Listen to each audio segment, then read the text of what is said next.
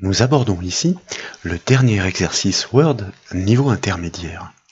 Nous nous entraînerons ensuite sur des exercices du niveau avancé. Nous souhaitons mettre en pratique tous nos acquis sur les techniques de mise en page afin de réaliser un document complexe et professionnel. Plus précisément, il s'agit d'un bulletin d'inscription. Nous avions produit un résultat similaire dans les techniques employées au travers de la formation Word pour construire un coupon réponse. La présentation proposée à l'écran illustre le document à concevoir et à reproduire. À chaque exercice, nous proposons de récupérer le contenu textuel. C'est ainsi que nous pourrons concentrer les travaux sur les techniques essentielles à maîtriser. Et bien entendu, ce contenu est suggéré au téléchargement comme toujours depuis le site bonpache.fr. Comme vous le remarquez, nous réceptionnons l'intégralité du texte, aucune mise en forme et aucune mise en page ne lui est associée. Toute la conception doit être faite. En consultant la partie supérieure du modèle finalisé, vous constatez que des particularités de mise en page sont à reproduire. Les techniques demandées deviennent relativement complexes. Les paragraphes sont centrés mais pas sur la largeur du document. Un espace est réservé pour l'affichage de l'image dans la partie gauche. Nous exploiterons donc les retraits pour définir la partie sur laquelle les paragraphes seront alignés. Nous utiliserons les techniques d'habillage sur l'image afin qu'elle puisse se positionner sans interférer avec le texte. Le titre qui suit est relativement classique. Il est doté d'une bordure dont les dimensions sont réduites sur un espace à définir. Ensuite, et c'est plus classique désormais, des espaces sont réservés pour recevoir les réponses des candidats potentiels. Nous avions réalisé le même type de mise en page au travers du coupon réponse Word, donc ce sont bien entendu les tabulations associées au taquet qui permettront de produire une telle présentation. Les points de suite sont de mise pour matérialiser les lignes guides en pointillés. Des choix de réponse ou de préférence sont ensuite proposés sous forme de cases à cocher. Il ne s'agit pas de construire un formulaire Word interactif comme celui que nous avions construit au travers d'une formation. Le candidat doit pouvoir cocher ces cases au stylo. Nous exploiterons donc les caractères spéciaux de Word. La mise en page est particulière. Elle est fragmentée en colonnes pour des raisons de clarté. Ce sont de nouveau les taquets de tabulation, décidément précieux, qui nous permettront de nous sortir de ce mauvais pas. Les alignements diffèrent d'une colonne à une autre. Comme nous l'avons appris, nous alternerons donc la nature du taquet employé. Enfin, la partie inférieure du document consiste à réunir les deux techniques précédentes. Dans tous les cas, les taquets de tabulation sont à l'honneur pour fragmenter la présentation en colonnes. Dans la chronologie imposée par le modèle, nous débutons la conception par la partie haute du document. Nous parlions d'alignement à réajuster, mais avant cela, nous proposons d'intégrer une image externe issue du web par exemple. Le document téléchargé doit donc être actif, c'est-à-dire notre contenu textuel brut. Et comme vous le savez, toute conception doit nécessairement se faire avec la présence des caractères masqués. Donc, il faut commencer par cliquer dans la section paragraphe du ruban accueil sur le bouton afficher tout. Et de fait, nous matérialisons les actions réalisées par l'utilisateur au clavier. Chaque fin de paragraphe est désormais délimitée par une marque de paragraphe. Elle atteste que le concepteur a enfoncé la touche entrée du clavier pour imposer le retour à la ligne.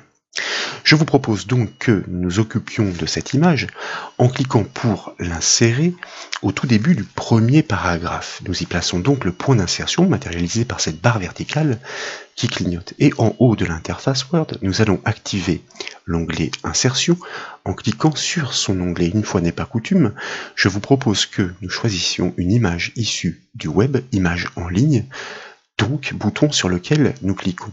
Et dans la zone de recherche, je vous propose que nous tapions les mots-clés suivants. Horse, PNG, horse pour cheval, en anglais donc. Et puis, nous validons avec la touche entrée du clavier. Nous choisissons l'une des images souhaitées en cliquant sur sa vignette. Et puis, dans la foulée, nous cliquons sur le bouton insérer pour qu'elle prenne place à l'endroit où nous avions positionné le point d'insertion. Les images correspondantes donc, comme vous l'avez constaté, apparaissent toutes en miniature. C'est à vous de choisir celle qui vous convient le mieux, pas nécessairement celle qui est proposée par le modèle. PNG est une extension de fichier image proposant généralement des arrière-plans transparents. C'est une astuce que je vous conseille de manière à filtrer les résultats. Il peut y avoir une mention, mais généralement ces images sont libres de droit. Elle est dans son cadre, comme vous le remarquez en bas de l'image, c'est pourquoi. Nous cliquons tout d'abord à l'intérieur du cadre et ensuite sur sa bordure pour désigner ce cadre et nous enfonçons la touche Supre du clavier, et bien tout simplement pour pouvoir supprimer ce cadre avec le texte qu'il contient. Ensuite, eh bien, il convient de cliquer sur le cadre de l'image si cette dernière n'est pas active, et vous notez la présence de poignées de redimensionnement à chaque extrémité de la photo. Celle qui nous intéresse est celle qui est située dans l'angle inférieur droit du cadre. Si vous pointez sur cette poignée, comme vous le remarquez, le curseur de la souris se transforme en une double flèche orientée en diagonale. Elle indique qu'elle permet de redimensionner la photo proportionnellement.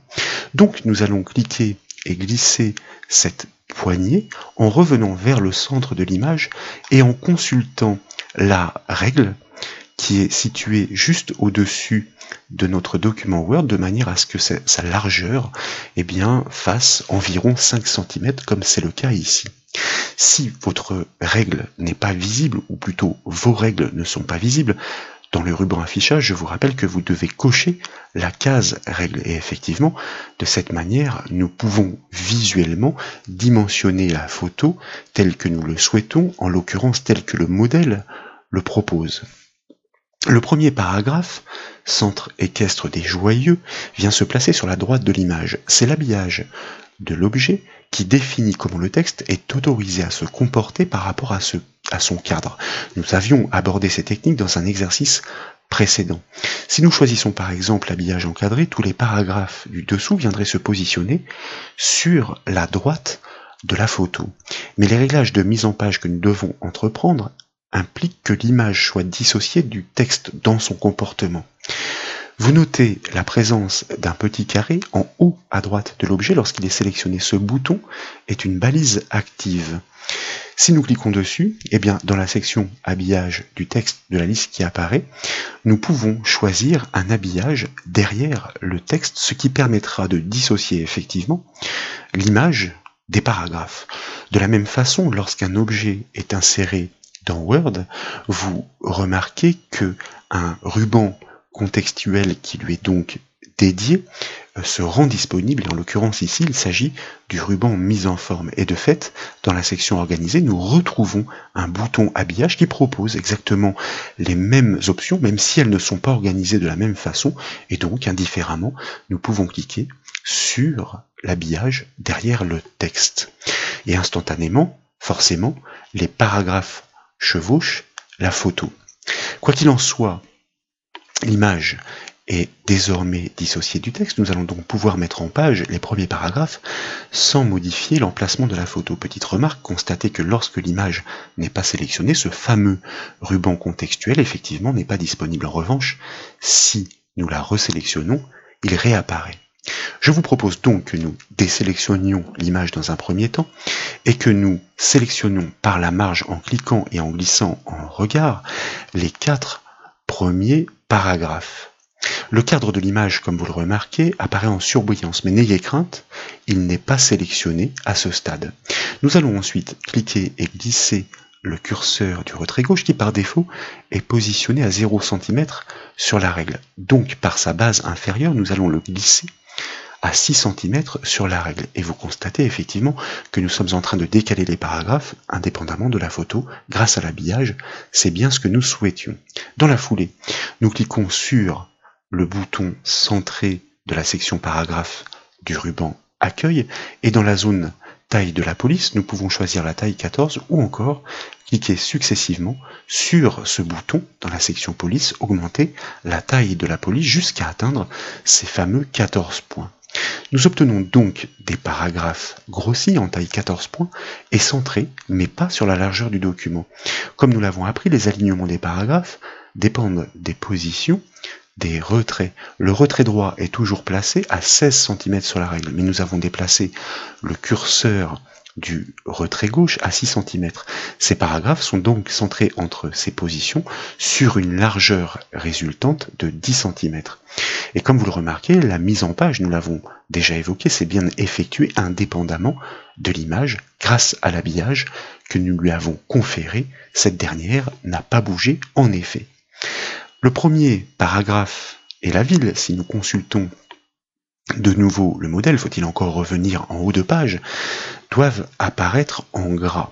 Le plus simple pour réaliser ce formatage consiste à regrouper les sélections comme nous l'avons appris au travers des exercices précédents. Et pour ce faire, nous allons cliquer dans un premier temps en regard du premier paragraphe et à l'aide de la touche CTRL enfoncée, nous allons double-cliquer dans la ville. Je vous rappelle que le double-clic dans un mot permet de sélectionner rapidement et précisément ce mot.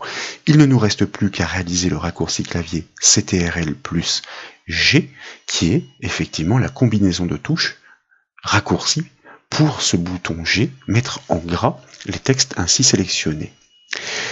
Les icônes d'un téléphone et d'un fax doivent être greffées en préfixe des paragraphes qui suivent, comme vous le remarquez. Il ne s'agit pas néanmoins d'images, ce sont des caractères spéciaux que nous pourrions mettre en forme comme n'importe quel autre caractère. Ils appartiennent à des types de police. Donc, dans un premier temps, je vous propose que nous cliquions devant le symbole des 2 points pour y placer le point d'insertion, celui du numéro de téléphone. Et puis, nous allons de nouveau activer notre ruban insertion par son onglet tout à fait à droite. Nous allons cliquer sur le bouton symbole et tout en bas de la liste, choisir autre symbole. Et dans la boîte de dialogue qui apparaît, nous devons choisir, si ce n'est pas le cas dans votre environnement, la police Wingdings à l'aide de la liste déroulante qui est proposée en haut de la boîte de dialogue. Et de fait, vous voyez l'icône du téléphone que nous pouvons sélectionner et insérer en cliquant directement sur le bouton insérer qui est situé en bas de la boîte de dialogue. L'icône s'insère effectivement à l'endroit où nous avions placé le point d'insertion, et comme cette boîte de dialogue peut rester ouverte, elle nous permet d'interagir avec le document Word sans devoir la fermer pour placer le point d'insertion et puis la rouvrir. Nous allons en profiter donc pour insérer le symbole du fax en préfixe du second numéro. Donc, boîte de dialogue ouverte, nous cliquons juste devant l'autre symbole des 2 points, et dans la boîte de dialogue, cette fois-ci, nous allons choisir la police suivante, Wingdings 2. De fait, dans la foulée, nous sélectionnons la miniature du fax qui est proposée dans cette police, et de la même façon, nous cliquons sur le bouton insérer, et puis sur le bouton fermer pour revenir sur le document. Un espace doit précéder et suivre les 2 points. Il convient donc de les ajouter s'ils sont manquants. Donc nous plaçons le point d'insertion, nous enfonçons la barre d'espace une première fois, et puis une seconde fois pour le numéro de téléphone. En ce qui concerne le fax, il était déjà présent après les 2 points. En consultant le modèle finalisé, eh bien, nous remarquons que ces numéros proposent une mise en page particulière. Premièrement, ils doivent être légèrement espacés, comme vous le remarquez, déjà par rapport au paragraphe du dessus, mais aussi entre eux. Et puis, ils sont alignés sur la gauche dans l'espace réservé par les retraits. Donc, nous devons reproduire cette présentation à l'aide des taquets de tabulation. Fort heureusement, il s'agit d'une manipulation simple que nous avons largement démontrée dans les exercices précédents. C'est pourquoi je vous propose, dans un premier temps, de cliquer devant le symbole du fax pour y placer le point d'insertion. Et puis dans la foulée, nous enfonçons la touche Tab du clavier pour insérer manuellement une tabulation. Et vous constatez que cette tabulation est très petite. Même si elle n'apparaît pas, ne soyez pas tentés d'en ajouter une nouvelle. Je vous rappelle que la touche Tab est généralement représentée par une double flèche inversée, qu'elle est située sur le clavier à gauche de la lettre A. Ensuite, nous allons cliquer sur l'onglet Accueil pour revenir sur son ruban. Et dans la section Paragraphe, nous allons cliquer sur le bouton Aligner à gauche pour respecter ce que demande le modèle à reproduire. Ensuite, nous allons cliquer sur le bouton Interligne et Espacement, toujours dans la section Paragraphe, et en bas de la liste, nous allons choisir Ajouter un espace avant le paragraphe pour pouvoir créer cet espacement naturel avec les paragraphes du dessus comme nous l'avions constaté sur le modèle finalisé. Et puis, sur la base inférieure de la règle horizontale, nous allons poser un taquet à 11,5 cm. Faut-il encore nous assurer qu'il est bien réglé sur le taquet gauche, ici, avec le symbole du L. Je vous rappelle que par clic successif, nous pouvons changer la nature de ce taquet. Et donc, si tel n'est pas le cas, il faut cliquer jusqu'à revenir, effectivement, sur le taquet de tabulation gauche. Et donc, sur la base inférieure de la règle, nous cliquons à 11,5 cm. Nous posons ainsi un taquet de tabulation gauche qui, logiquement, est défini par défaut. Il est matérialisé donc par ce fameux L, et vous constatez que, de cette manière, une fois le taquet posé, que la tabulation que nous ne voyons pas juste avant parcourt désormais la distance nécessaire pour le rejoindre. De fait, cette tabulation repousse le texte qui suit à la position indiquée et nous obtenons le rendu qui était proposé. Petite remarque, l'image possède un habillage spécifique. Si toutefois vous éprouvez des difficultés à la sélectionner comme ici, eh bien vous pouvez cliquer en maintenant la touche CTRL enfoncée et vous remarquez qu'effectivement la sélection devient tout de suite plus facile. L'autre technique consiste à utiliser le bouton sélectionner à droite du ruban accueil, d'utiliser l'outil sélectionner les objets, et il n'y aura plus d'ambiguïté. Word saura que la sélection concerne un objet inséré et non un texte, et de fait, comme vous le remarquez, il n'y a plus aucun souci pour sélectionner cette image qui est par défaut située en arrière-plan puisque derrière le texte. Le paragraphe de titre qui suit, bulletin d'inscription, doit être mis en évidence. Si nous revenons sur le modèle, nous le constatons, il doit être centré sur la largeur du document, sa bordure doit être réduite sur une distance à définir. Mais avant cela, nous souhaitons le décoller quelque peu des éléments qui sont situés juste au-dessus. Donc, eh bien, nous allons cliquer tout simplement dans le paragraphe vide qui est situé juste au-dessus de ce paragraphe bulletin d'inscription, et je propose avec la même technique que précédemment, que dans la section paragraphe, nous déroulions notre bouton interligne espacement, et que cette fois-ci, nous choisissions d'ajouter un espace avant le paragraphe. Je dis cette fois-ci, mais finalement, c'est exactement ce que nous avons fait juste avant, donc la technique est identique. Et puis, nous allons dans la foulée, puisque l'espace naturel a permis effectivement d'aérer cette présentation, sélectionner le paragraphe complet en cliquant dans la marge en regard. Nous allons commencer par le formater en taille 16 points, éventuellement par clic successif sur ce bouton augmenter la taille de la police. Nous choisissons de le centrer en cliquant sur le bouton centrer dans la section paragraphe, et puis pour la bordure, eh bien tout simplement nous déroulons dans la section paragraphe l'outil bordure par sa flèche, et tout en bas, nous choisissons bordure et trame, par exemple, car il existe d'autres méthodes. Et dans la liste de gauche, nous allons tout simplement choisir directement une bordure ombrée, et comme vous le remarquez, par défaut, Word, comme en atteste cet aperçu, la positionne sur l'ensemble du paragraphe, c'est-à-dire au-dessus, en dessous, à gauche et à droite.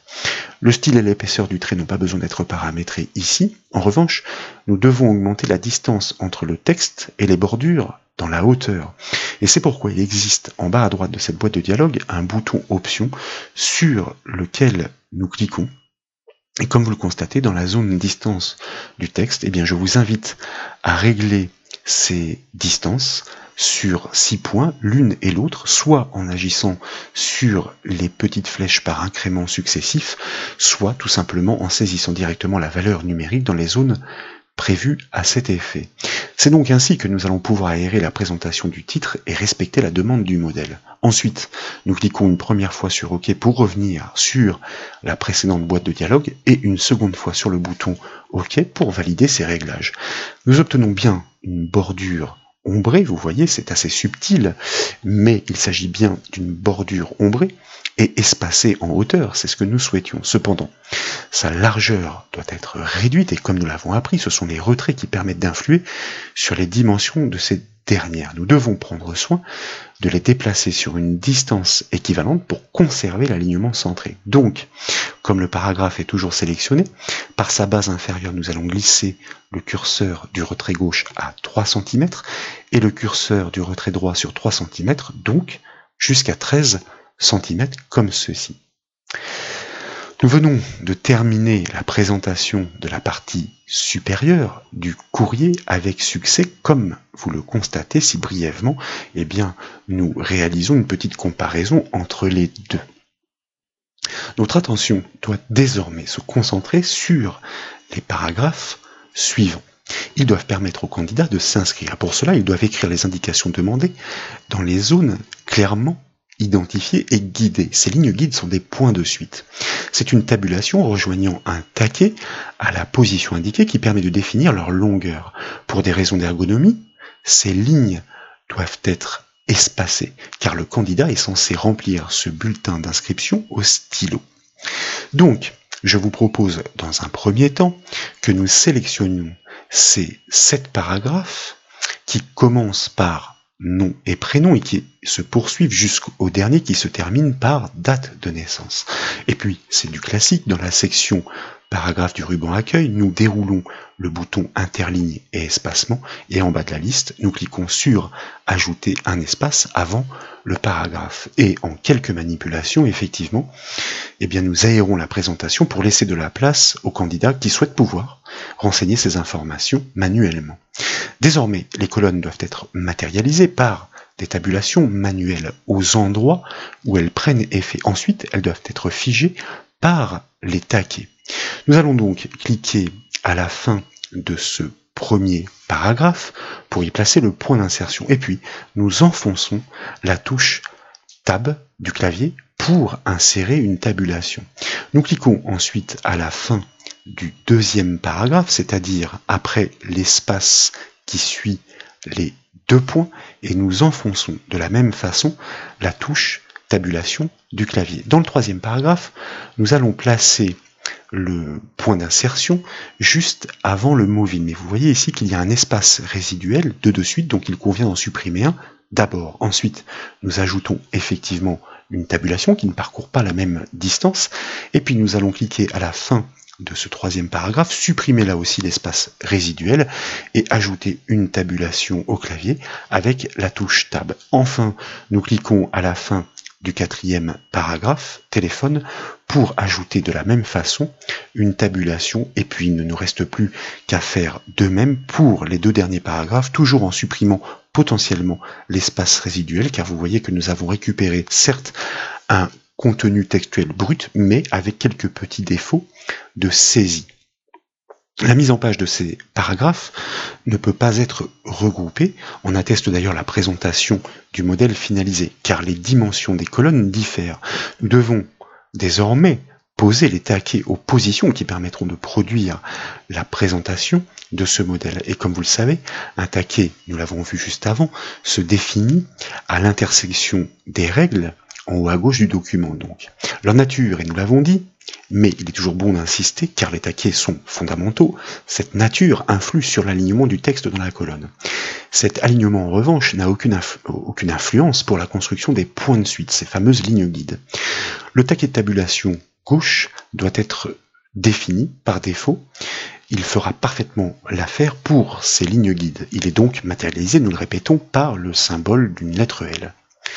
Je vous rappelle que si vous ne l'avez pas, mais nous avons fait la manipulation précédemment, il s'agit de cliquer successivement à l'endroit du symbole jusqu'à obtenir de nouveau le symbole du L. J'étais allé trop loin, donc il a fallu que je refasse un petit tour.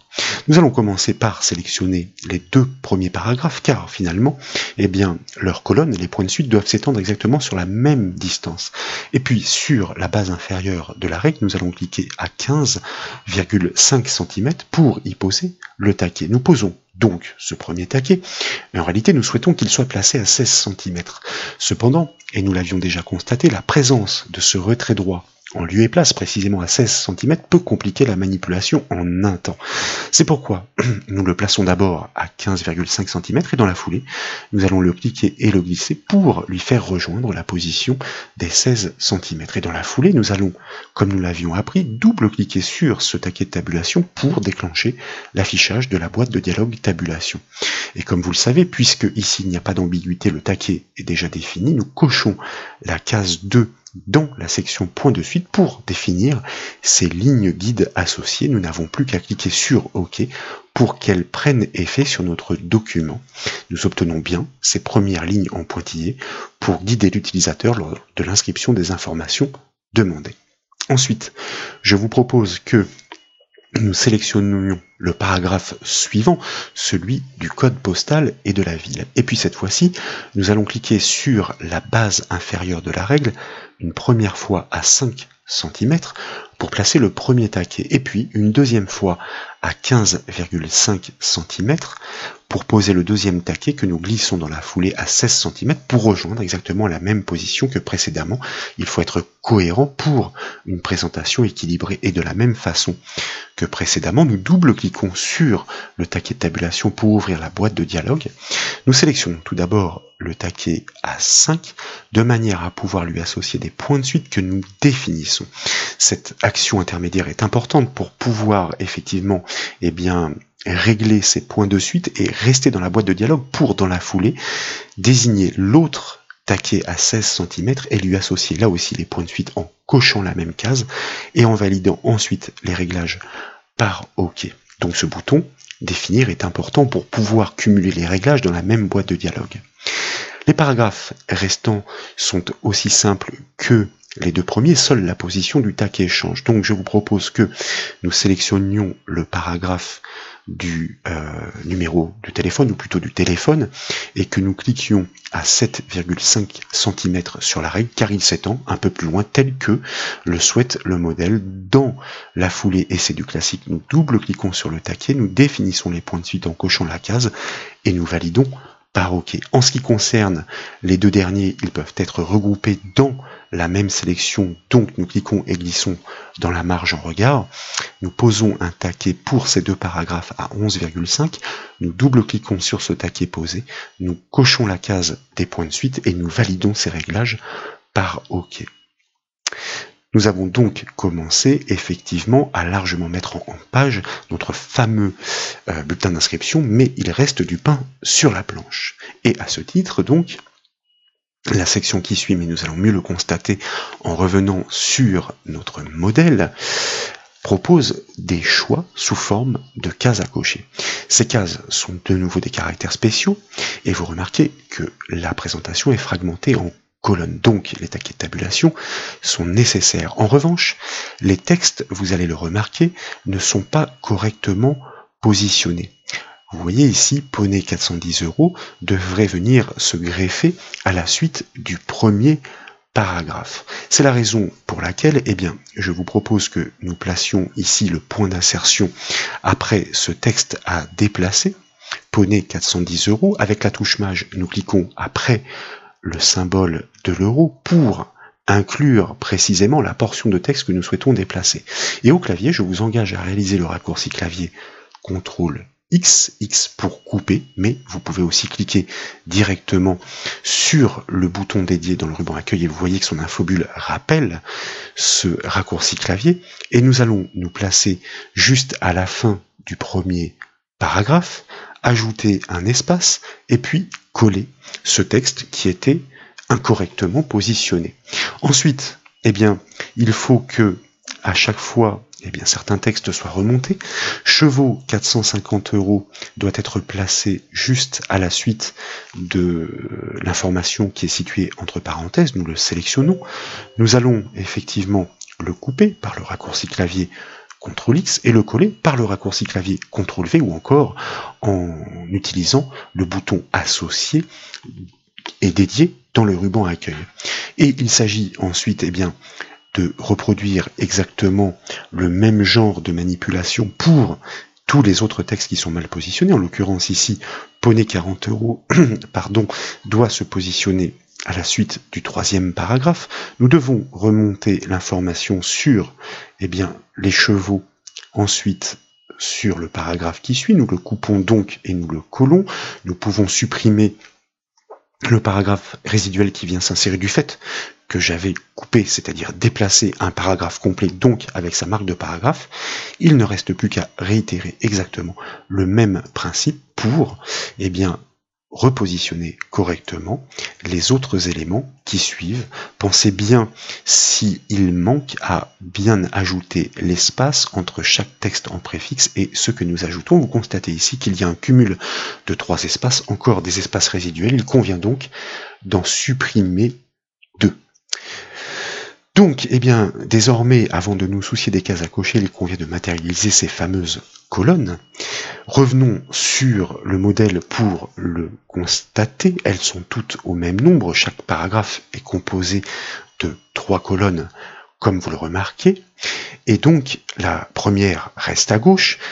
C'est pourquoi 2 tabulations seulement sont nécessaires pour chaque ligne, c'est-à-dire chaque paragraphe, afin de matérialiser les colonnes suivantes. Donc nous revenons sur notre document en conception, et dans le premier paragraphe, je vous propose que nous placions le point d'insertion devant le texte poney. Et nous allons bien sûr enfoncer la touche Tab du clavier pour insérer manuellement une tabulation. Sur la même ligne, nous allons placer le point d'insertion juste devant le prix et nous insérons de nouveau une tabulation. Comme toujours, vous remarquez que la distance parcourue est variable ici, elle est infime, il ne faut pas s'en soucier, ne pas être tenté d'en ajouter une autre. Et puis, nous allons réitérer ce procédé à l'identique sur l'ensemble des autres paragraphes, à chaque fois devant le nom de l'animal et devant le prix. Ne vous souciez pas encore une fois des distances. Je vous rappelle que, normalement, ces tabulations s'insèrent dans le flux du texte en même temps que la saisie s'effectue au kilomètre. Mais ici, l'objectif est de pouvoir manipuler ces techniques. C'est pourquoi nous imposons de les ajouter après coup. Nous en avons l'habitude désormais, donc la présentation à ce stade est complètement déstructurée. Nous n'insisterons jamais assez sur ce phénomène. Les tabulations sont des repères que les taquets doivent exploiter pour figer les dimensions des colonnes. Une fois encore, ne soyez donc pas tentés d'ajouter une tabulation lorsque la distance parcourue semble courte. C'est ce qu'illustre ces petites tabulations à peine perceptibles, comme celle qui est située notamment, vous voyez, juste avant les 410 €, ou encore juste avant le mot chevaux. 2 tabulations et pas plus doivent être présentes par ligne, c'est bien le cas, donc 2 taquets doivent être posés pour chacun des paragraphes à sélectionner préalablement en cliquant et en glissant dans la marge en regard. Et je vous propose donc de définir, si tel n'est pas le cas, encore une fois le taquet sur un taquet de tabulation gauche dans un premier temps. Nous allons positionner le premier à 8 cm sur la règle. Et par esprit de cohérence, en revanche, tous les prix, vous voyez, pour faciliter la lecture des unités sous les unités, les dizaines sous les dizaines et les centaines sous les centaines, doivent être alignés par la droite. C'est pourquoi, nous allons, à l'intersection des règles, cliquer 2 fois sur le symbole pour changer la nature du taquet et obtenir un taquet de tabulation droite. Et dans la foulée, nous allons cliquer sur la règle à 15 cm pour figer la dimension de cette colonne. Et grâce à ce taquet matérialisé par un L inversé, les prix sont effectivement alignés par leur droite. Il s'agit maintenant d'insérer les cases à cocher, un paragraphe sur 2. D'ailleurs, nous revenons sur le modèle pour le constater en ce qui concerne les préfixes. En revanche, pour la deuxième colonne, comme vous le remarquez, les cases à cocher doivent être positionnées devant chacun des textes. Pour ce faire, je vous propose que nous commencions par placer le point d'insertion au tout début du premier paragraphe. Et nous allons revenir sur notre ruban insertion, définitivement actif aujourd'hui, et tout à fait à droite, nous allons cliquer de nouveau sur le bouton symbole et choisir autre symbole en bas de la liste. Il faut revenir dans notre police Windings pour pouvoir trouver cette case à cocher assez particulière avec une petite ombre portée. Il faut faire défiler l'ascenseur vertical vers le bas et vous voyez qu'elle est présente au niveau de l'une des rangées. Nous la sélectionnons donc et dans la foulée, bien entendu, comme précédemment, nous cliquons sur le bouton insérer et cette fois-ci nous allons fermer tout de suite. Tout simplement parce qu'il serait trop fastidieux de devoir à chaque fois repositionner le point d'insertion devant chacun des mots concernés pour insérer au fur et à mesure chacune de ces cases à cocher. C'est pourquoi je vous propose une autre technique. Tout d'abord, nous allons ajouter un espace après cette case à cocher. Et puis, nous allons la sélectionner précisément en plaçant le point d'insertion devant la case. Et avec la touche Maj, nous allons cliquer juste après l'espace qui est situé après la case à cocher. Nous copions par le raccourci clavier CTRL-C. Rappelez-vous qu'il y a aussi le bouton copier dans le ruban accueil. D'ailleurs, l'infobulle rappelle ce fameux raccourci clavier CTRL-C.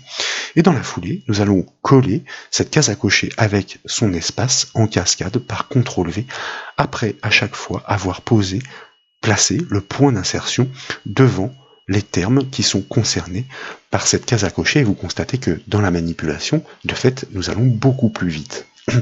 Notre mise en page commence donc à prendre forme et à se rapprocher du modèle proposé.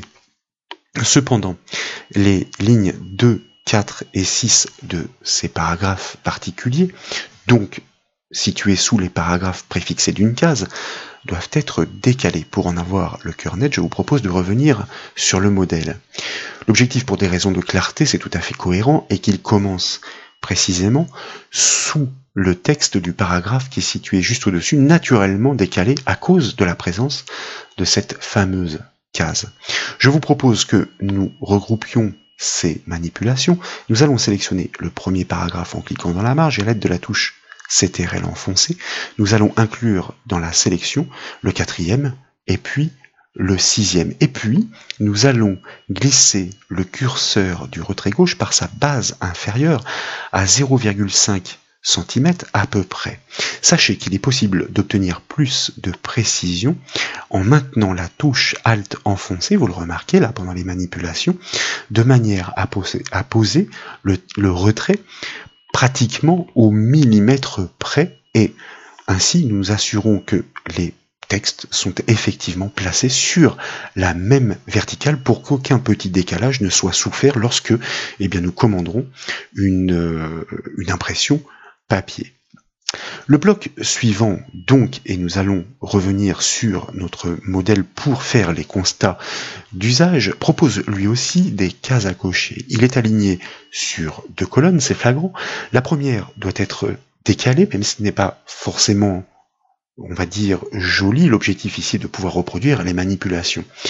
Comme précédemment, donc, les textes ne sont pas correctement positionnés comme vous le remarquez dans un premier temps, donc il s'agit de réorganiser ces informations par couper-coller, et puis nous devons entre chacun insérer une tabulation manuelle. Donc nous allons commencer par ajouter la tabulation entre les deux titres de manière à matérialiser la colonne qui devra les séparer, et nous allons ensuite aller récupérer les textes que nous devons repositionner. Vous voyez qu'ici il y avait un caractère spécial, mal encodé, que nous avons supprimé, et nous allons tout simplement sélectionner précisément, comme nous savons le faire avec la touche Maj, les textes que nous devons positionner. Nous le coupons, nous ajoutons un espace, nous le collons par CTRL-V, nous supprimons éventuellement le paragraphe résiduel qui vient se positionner. Vous voyez ici avec la touche Maj que nous sommes très précis. Nous venons nous placer après le deuxième paragraphe, nous ajoutons un espace, nous ajoutons une tabulation. Je me pose la question de savoir si je l'ai bien fait ici en commentant, je ne pense pas, je l'avais oublié, espace et tabulation. Donc, et puis nous allons prélever ensuite le texte du paragraphe suivant pour venir le greffer après un espace et une tabulation et le repositionner correctement. Et vous voyez ici, nous allons simplement supprimer la marque de paragraphe et ajouter une tabulation. Ensuite, donc, effectivement, il s'agit de pouvoir matérialiser ces colonnes, les figer. C'est pourquoi nous allons sélectionner, puisqu'elles sont toutes concernées par la même mise en page, ces 5 paragraphes ensemble. Et pour réaliser le premier décalage, c'est un retrait gauche, puisqu'il ne s'agit pas d'un fractionnement. Nous allons donc décaler le curseur du retrait gauche à 1,5 cm sur la règle. Et dans un deuxième temps, après avoir défini le taquet sur un taquet de tabulation gauche après clic successif, nous allons poser ce fameux taquet à 9,5 cm sur la règle. Et vous remarquez que nous obtenons une mise en page, effectivement, qui se rapproche au fur et à mesure de l'attente qui est formulée par le modèle. Ensuite, bien entendu, il s'agit de pouvoir reproduire ces cases à cocher. Eh bien, qu'à cela ne tienne, nous allons précisément récupérer la case à cocher, l'une d'entre elles avec son espace à partir des paragraphes précédents, et vous voyez qu'elles doivent être toutes positionnées en préfixe de chacune des rubriques. Et bien, tour à tour, nous plaçons le point d'insertion, et dans la foulée, effectivement, nous pouvons coller ces cases à cocher, ainsi répliquées, et forcément, nous gagnons du temps. Vous remarquez que dans ces groupes de textes, les textes R pour première et M pour deuxième, troisième et quatrième apparaissent plus petits et en haut du numéro, en fait, on parle d'exposants. Pour réaliser une telle mise en forme de texte assez particulière, il faut sélectionner précisément le texte, alors cette fois-ci, en cliquant et en glissant. Et vous remarquez dans la section police la présence d'un petit bouton nommé exposant. Si nous cliquons dessus, effectivement, nous obtenons bien le résultat attendu. Mais plutôt que de le refaire pour l'ensemble des autres textes, nous pouvons répliquer cet attribut de mise en forme. C'est à vous de choisir. Nous avions découvert l'outil reproduire la mise en forme matérialisé par ce pinceau, et comme nous souhaitons répliquer cet attribut en cascade pour ce texte sélectionné, il faut qu'il soit sélectionné, nous allons cette fois-ci double-cliquer sur l'outil pour indiquer que nous prélevons cet attribut, et tour à tour, nous allons zoner, comme vous le constatez ici, l'ensemble des autres fragments qui sont concernés par cette mise en forme tout à fait particulière en exposant. Et vous voyez que même si la manipulation est assez délicate, finalement, elle s'opère assez aisément et puis finalement assez rapidement. À l'issue, pour désactiver cet outil, reproduire la mise en forme que nous avons laissé actif pour reproduire en cascade du fait du double-clic, eh bien il s'agit soit de recliquer sur le même bouton, il s'agit d'un bouton bascule pour le désactiver, ou encore d'enfoncer la touche échappe du clavier. Les titres juillet et août ne sont pas alignés comme sur le modèle. Cependant, eh bien, nous proposons de conserver les alignements tels que nous les avons nous-mêmes, parce que nous les jugeons plus appropriés. Effectivement, ici, vous voyez, ce décalage n'est pas forcément du meilleur goût. En revanche, ils doivent apparaître en gras. C'est pourquoi je vous propose de les sélectionner en cliquant dans la marge en regard, de cliquer sur le bouton G ou de réaliser le raccourci clavier, CTRL G, comme nous le savons donc.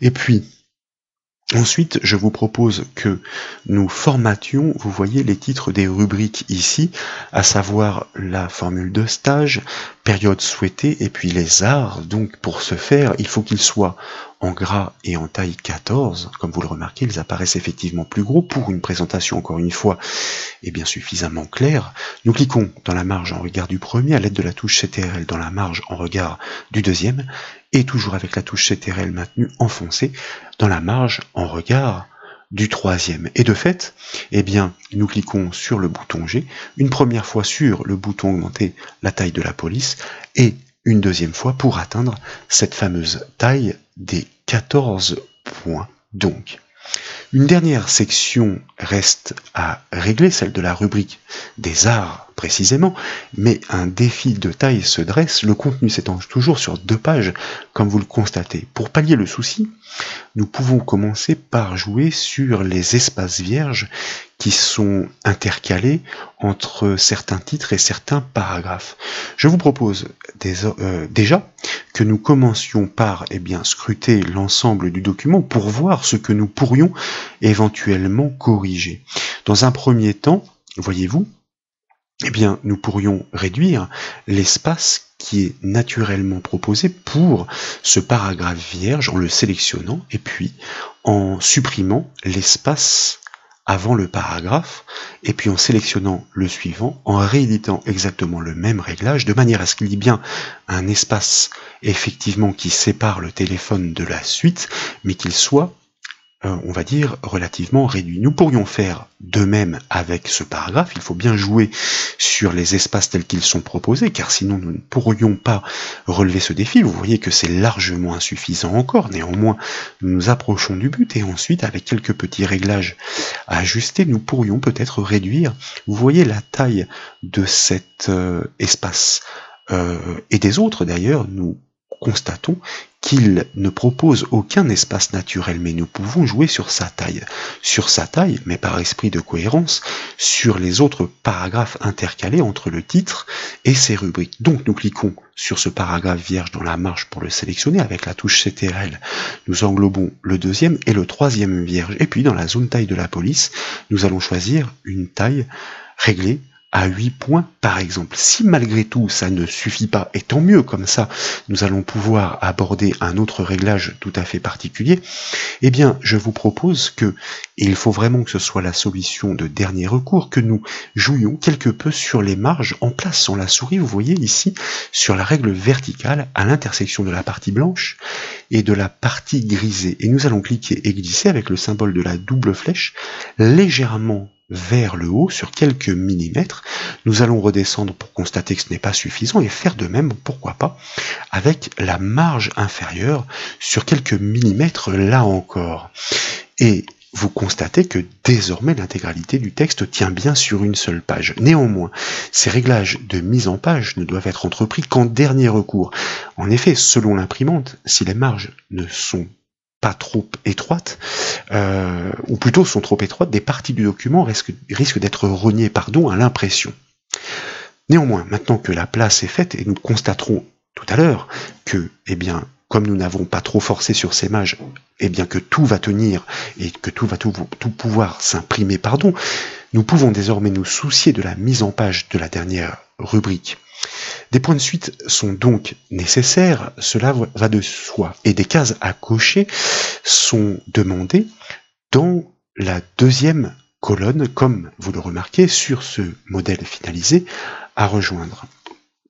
Concernant le symbole de l'euro, donc il doit être précédé de points de suite, il faut donc une tabulation, il en va de même pour le paragraphe qui suit. Je vous propose donc que nous revenions sur notre courrier en conception et nous allons commencer par matérialiser ces colonnes en cliquant tout d'abord devant le symbole de l'euro dans le premier paragraphe et nous allons, comme nous en avons l'habitude, ajouter une première tabulation avec la touche Tab du clavier.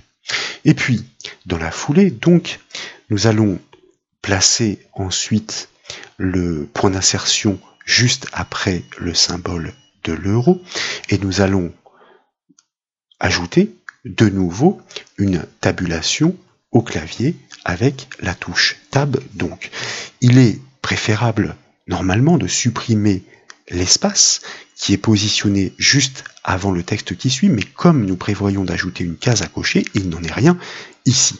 Donc, de retour sur notre document en conception, nous pouvons poursuivre dans la foulée. Il n'est pas nécessaire de sélectionner le paragraphe puisqu'il est explicitement désigné du fait que le point d'insertion soit placé à l'intérieur. Je vous propose que, taquet de tabulation gauche défini, nous placions un premier taquet à 6 cm, comme le demande le modèle, et puis un second à 9,5 sur la règle. Ensuite, nous définissons les points de suite sur le premier d'entre eux, comme vous le savez désormais, en double-cliquant sur l'un des taquets, en définissant explicitement ce taquet dans la boîte de dialogue depuis la liste, en cochant la case 2 des points de suite par exemple. D'autres points de suite sont possibles, mais la plus appropriée ici est effectivement celle de la case 2. Je vais me permettre d'ajouter un espace après ces points de suite de manière à ce que le texte qui sera saisi, ou plutôt écrit par le candidat, ne soit pas collé au symbole de l'euro, histoire d'aérer la présentation. Nous allons en profiter pour copier une petite case à cocher en la sélectionnant précisément comme nous savons le faire désormais grâce au clic et à la touche Maj et en la collant devant l'espace de la deuxième colonne de ce premier paragraphe.